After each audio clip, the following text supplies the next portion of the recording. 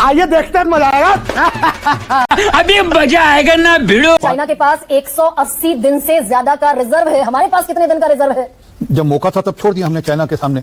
4% तक हमारी जो ग्रोथ रेट है वो डिप डाउन होने वाली है। हम अर्थव्यवस्था के बड़े संकट में, देश के प्रधानमंत्री कह रहे हैं कि हम सबसे बड़ी परीक्षा में गिरने वाले हैं। अगर इतना सब चिल आउट है तो फिर संसद से प्रधानमंत्री ये बयान क्यों दे रहे हैं? नहीं कि दिक्कत है, चिंताजनक है स्थिति। एलपीजी का घरेलू उत्पादन हमने बढ़ा दिया, हमने एलपीजी की जगह एलएनजी पर शिफ्ट कर लिया, क्रूड ऑयल के निरंतर सप्लाई है, हम 10 साल से रिफाइनिंग कैपेसिटी को बढ़ा रहे थे, हमारे सारे मालवाहक जहाज 90% बाहर के हैं, अब हम 70,000 करोड़ इन्वेस्ट कर रहे हैं। इस सारे जो उपाय हैं इनसे हमने हासिल क्या किया?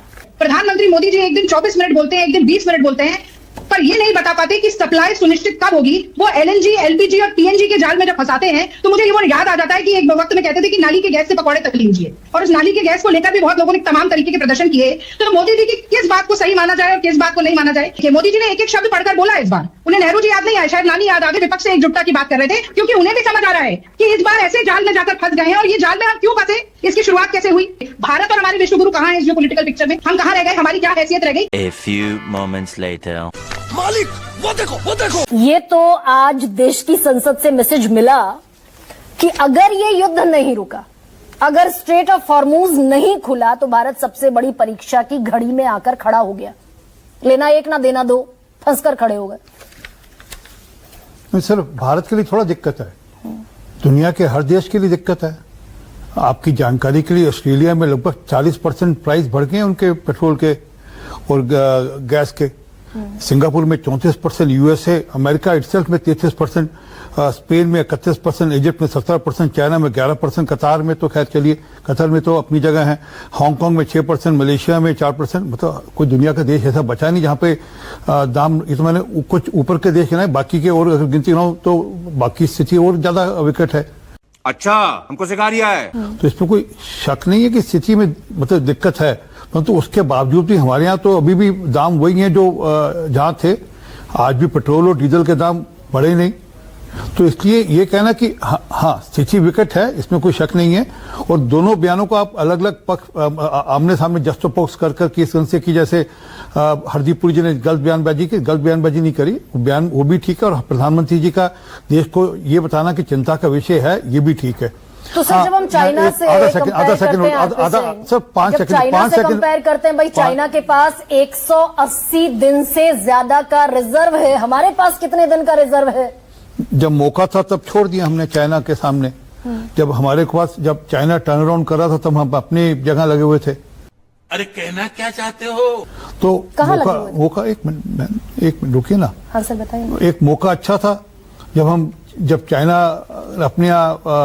अपनी इकॉनमी को बदल रहा था, जब अपनी इकॉनमी के लिए चिंता कर रहा था, तब हमारे देश पे कौन लोग सत्तारूढ़ थे, ये याद कर लीजिए। तो उस समय कर लेना चाहिए था, परंतु आज हम लोगों ने उस दिशा में, ये मौका अभी भी था कि भाई वो जो सरप्लस ऑयल ईरान लगातार चाइना को भेज रहा है, चाइना अपने ऑयल रिजर्व्स को लगातार सरप्लस कर रहा है, ये मौका अभी भी था कि हम ईरान से अड़कर नहीं खड़े होते तो हमारे जहाज निकल रहे होते स्ट्रेट ऑफ हॉर्मूज से। ईरान से लड़ने की बात कर रही हैं आप? मुझे तो वो दिन याद आते हैं जब हिलरी क्लिंटन ने एक डांट लगाई थी और यहाँ पर ईरान से तेल लेना बंद कर दिया था। तो हमने क्यों कर दिया? अरे सुन तो लो भाई, हम क्यों ईरान के मैं अपनी दो चीजें बता दूं आपके ध्यान के लिए।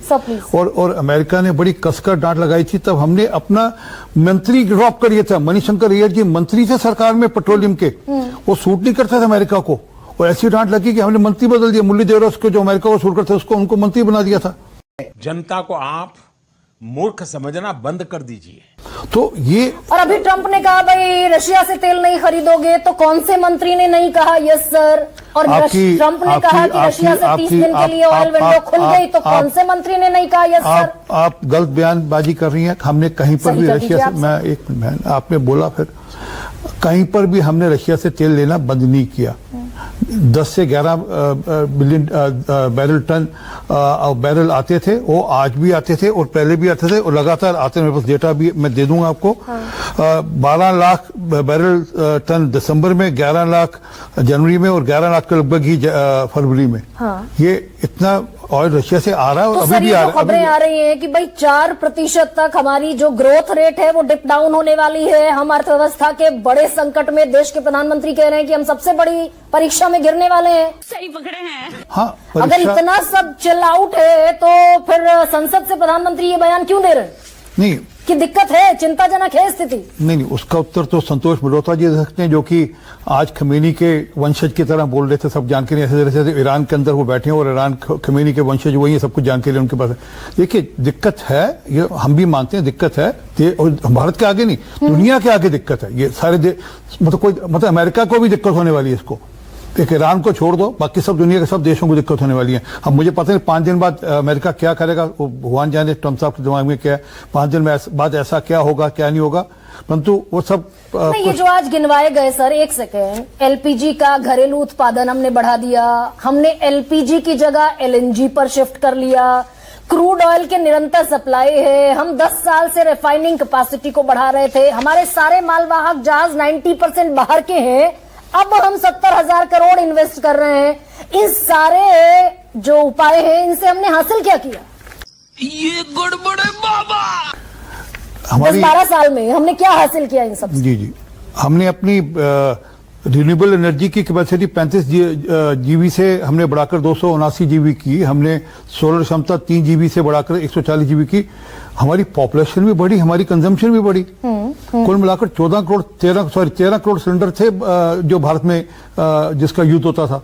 आज लगभग 33 करोड़ हैं और उसमें से कोई 28 करोड़ लाइव हैं, मतलब जो लोग लगातार लेते हैं और जिनको रिफिल करते हैं, तो ऑलमोस्ट डबल से भी ज्यादा हो गए। तो सर क्या हो गया डबल से भी ज्यादा? गैस के सिलेंडर की कंजम्पशन। हाँ।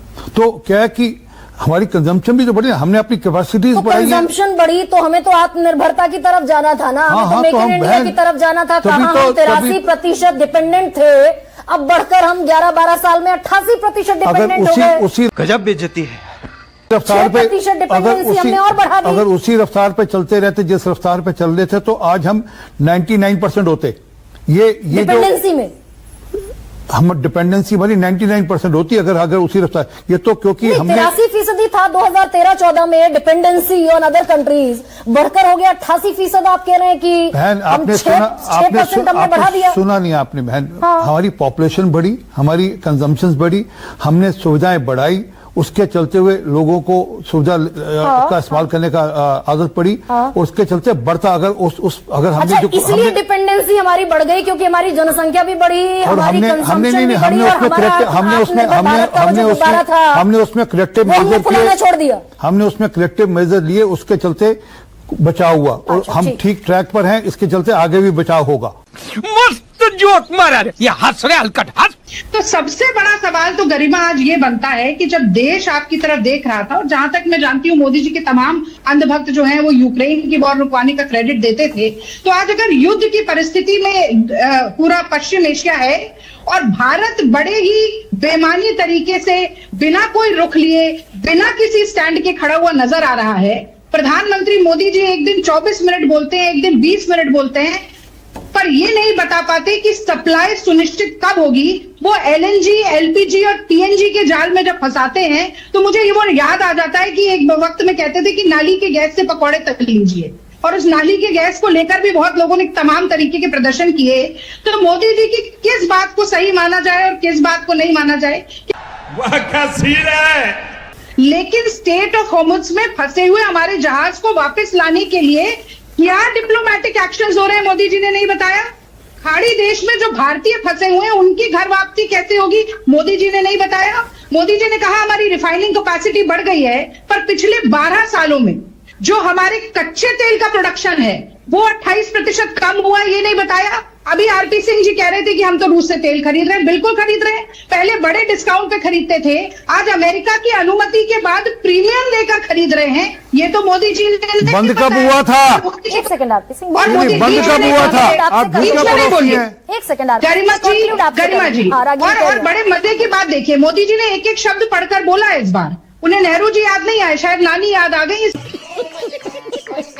इसलिए विपक्ष से एकजुटता की बात कर रहे थे, क्योंकि उन्हें भी समझ आ रहा है कि इस बार ऐसे जाल में जाकर फंस गए हैं। और ये जाल में हम क्यों फंसे, इसकी शुरुआत कैसे हुई? जो उनकी 2 दिन पहले, सुनिए 2 दिन पहले जो ईरान और इजराइल और अमेरिका का युद्ध हुआ, 2 दिन पहले जो इनकी इजराइल की विजिट थी, वो कितनी विनाशकारी साबित हो रही है, ये तो हम सब देख। तू समझा? हाँ। नहीं, तू समझा नहीं। पापड़ से, कोरोनिल से, गोबर का लेप लगाने से, ताली थाली बजाने से, और ऋषिकेश के एम्स में गायत्री मंत्र से कोरोना कैसे हटेगा इस पर रिसर्च कराने से कोविड चला जाएगा। तो क्या हुआ उसका, खुद ही कोविड को भी लेकर आए ना। अब दो बातें और सुन लीजिए। देखिए आज की परिस्थिति क्या है गरिमा जी, आज परिस्थिति ये है कि ईरान श्रीलंका को मित्र देश बता रहा है और कह रहा है कि श्रीलंका की जो भी तेल की जरूरत है और तेल के उत्पादों की जरूरत है उसकी आपूर्ति हम करेंगे, भारत के लिए नहीं कह रहा है। दूसरी तरफ ये हर पुरजोर तरीके से खबर चल रही है कि इजिप्ट, तुर्की और पाकिस्तान मध्यस्थता करेंगे। और आपने बिल्कुल ठीक कहा, व्हाइट हाउस के एनवॉय और फॉरेन मिनिस्टर ईरान के हैं, उनके साथ बैठकर बातचीत करेंगे। भारत और हमारे विश्वगुरु कहाँ हैं इस जो पॉलिटिकल पिक्चर में? अरे हम तो फकीर आदमी हैं। हम कहाँ रह गए, हमारी क्या हैसियत रह गई? ये सवाल तो विपक्ष ये तो खबर जब सच में तब्दील होगी तब सवाल बनता है ना, अभी तो दरअसल ये हवाओं में चल रही है। गरिमा जी, पूत के पांव पालने में दिख जाते हैं। आपने खुद बोला कि आसिम मुनीर को 2 बार अगर आमंत्रित किया गया व्हाइट हाउस में तो खिचड़ी कुछ पक रही थी। और पाकिस्तान की जो दुर्दशा हुई थी ऑपरेशन सिंदूर के बाद, न सिर्फ मिलिट्री के मायने से बल्कि पूरे वैश्विक तरीके से भी उसने वो दुरुस्त कर ली। और एक छोटा सा आंकड़ा देकर मैं अपनी बात खत्म करती हूँ, उससे पिक्चर काफी साफ हो जाएगी। देखिए, एप्स्टीन के परम मित्र हरदीप पुरी जी ने 9 फरवरी को संसद में कहा कि जो हमारा टोटल रिजर्व है यानी कि क्रूड ऑयल प्लस प्रोडक्ट्स वो 75 दिन का बचा है। उसके 27 दिन बाद ये खबर चलती है जो खुद उनके सुरेश गोपी जी संसद में कहते हैं कि हमारे पास 25 दिन का रिजर्व बचा है। अब कल मोदी जी आकर कहते हैं कि हमारे पास 53 लाख मेट्रिक टन का रिजर्व हमारे पास बचा है, जिसका मतलब है 38 से 39 मिलियन बैरल। हमारी रोज की खपत 5 मिलियन बैरल है, यानी कि मोदी जी के हिसाब से 7 और 8 दिन का ही बचता है। तो कौन झूठ बोल रहा है? कुछ ना कुछ तो गड़बड़ जरूर है।